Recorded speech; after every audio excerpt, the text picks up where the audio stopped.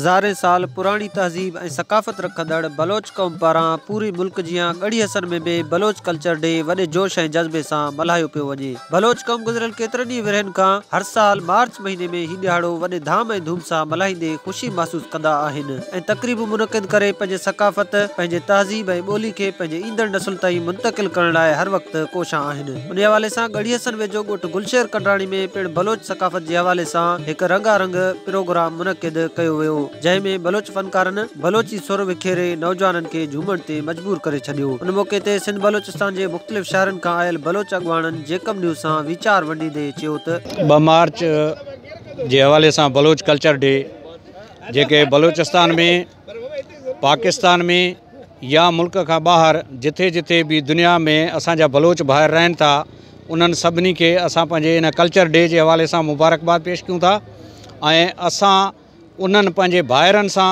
गॾिजी करे अॼु हिते पंहिंजो प्रोग्राम अरेंज कयो आहे बलोच डे कल्चर जे हवाले सां।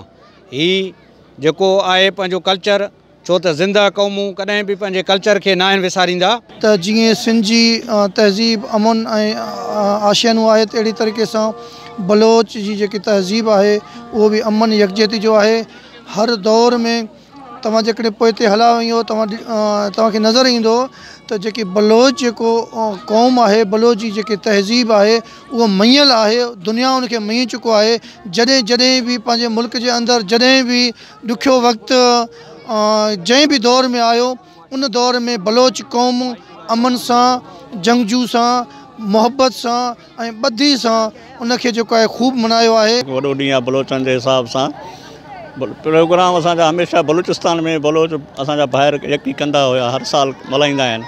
हिन साल वरी असांजे दोस्तनि रब नवाज़ हुयो, कमाल ख़ान, असां दोस्तनि सभिनी गॾिजी करे सलाह करे असां चयो त हाणे हिते बि पंहिंजे ठुल जे हिसाब सां या पंहिंजे ॻोठ जे हिसाब सां थोरो इहो प्रोग्राम रखूं। इन हवाले सां असांजो जेको प्रोग्राम मुंतक़िद कयो आहे हिते, उम्मीद आहे त इंशाअल्लाह असांजो प्रोग्राम बिल्कुलु कामयाबु वेंदो इन हिसाब सां। मां बलोच एक बहादुरी कौम है, मैं सकाफ़त दुनिया अनोखा सकाफ़त है। बलोच है कसते तारीख़ मज़े लंबा तारीख़ है।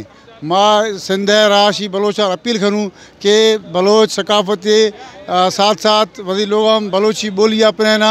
मां सिंधी ज़बान बेहद मोहब्बत है, लेकिन बलोच भी है शनाख्त कि बलोच वही इलाका वही लोग वही कौमी बोली है बलोची ज़बान खाना, ताकि बलोच सकाफ़त प्रमोट भी।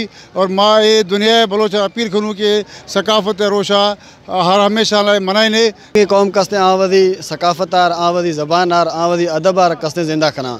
बलोच कौम सदियों पुराने यक कौम इन, आञा कसते वधी तारीख़ आर आबा वजदाद वधी ज़बान आर आञा वधी ज़िंदगी खदा। बलोच कौम है यक तारीख़ मीर चाकर है किरदारा शें, मीर गोहराम है किरदारा शें। बलोच कौम है तारीख़ मीर शाही जाड़ा खान कौला शें आ जिंदा हैं। आंज फजी फजी है बलोच कौम यक मोहब्बती कौम है, यक प्यार दे वारो कौम है। आंज मोहब्बत तज़करा मी मस्त तवक्ली शायरियत वगैरह का आंज मज़न यक दास्तान बयान खुदा। और आंज तारीख़ है किरदार है हवाला सर, अगर शायरी हवाला सर गिनती जाम दुर्क है। आंज तारीख़ बाज सुनहरा तारीख़ है और आंज फजी फजी है जवां साल बुकटी यक सुनहरा तारीख़ है। और इसी फजी फजी एक माँ सलाम पेश करा बलोच शायर आर और बलोच फनकार आर जी मुरीद बुलेदी आर कि अहाँ बलोच तारीख़ आर एक मजने कच्चे बुरजा बुरता और प्रोमोट करा। और ए वक्त 2 मार्च बलोच कल्चर डे हवाला सरा एक रोश मुख्तस कुदेश आंजर कसते दुनिया लेवल सरा बलोच मनाएगा, चाहे सिंधा रहा, पंजाबा रहा या KP के रहा या बलोचिस्तान रहा, बलोच आवांदा कर रहा दुनिया कुंडो कुर्चम रहा आ बलोच आ वही सकाफतार मजने कच्चे प्रोमोट करा। माँ मर्शी ए ठुल्ले सरजमीना एक अस्ते तारीखी हवाला सरा बलोच माँ सलाम पेश करना कि अहाँ बलोच जोहदार, बलोच तारीखार, बलोच ज़ुबानार दीमा बुढ़ता। और इसी हवाला सरा साफ़ी बरादरी में सलाम पेश करना कि आंजर कवरेज देगा। और आओखे माँ फनकारा कि आम भी जटे रंदा वधी फन मुजाहरा करना कि बलोच तारीख़ हवाला सर एक मजने कच्चे प्रोग्राम आर मज़ीद प्रोमोट करना। उन्हनि चयो त बलोच क़ौम सदियुनि खां वठी पंहिंजे तहज़ीब ऐं सकाफ़त खे ज़िंदा रखंदा पिया अचनि ऐं सकाफ़तुनि खे ज़िंदा रखण सां ई क़ौमूं ज़िंदा रहंदियूं आहिनि। उन्हनि वधीक चयो त बलोच क़ौम जी तारीख़ मीर चाकर खान ऐं मीर गोहराम खान जे किरदार सां ज़िंदा आहे ऐं बलोच शाइरनि फनकारनि नसुल दर नसुल बलोच तारीख़ तहज़ीब ऐं सकाफ़त खे बरज़ुबां ज़िंदा रखियो आहे। हू हर साल मार्च महीने में बलोच सकाफ़ती ॾिहाड़ो मल्हाईंदा रहंदा त जीअं बलोची तहज़ीब ऐं सकाफ़त नए नसुल ॾांहुं मुंतक़िल थींदो रहे। कैमरा टीम सां गॾु अब्दुल गनी कोसो, जेकब न्यूज़, ॻड़ी हसन।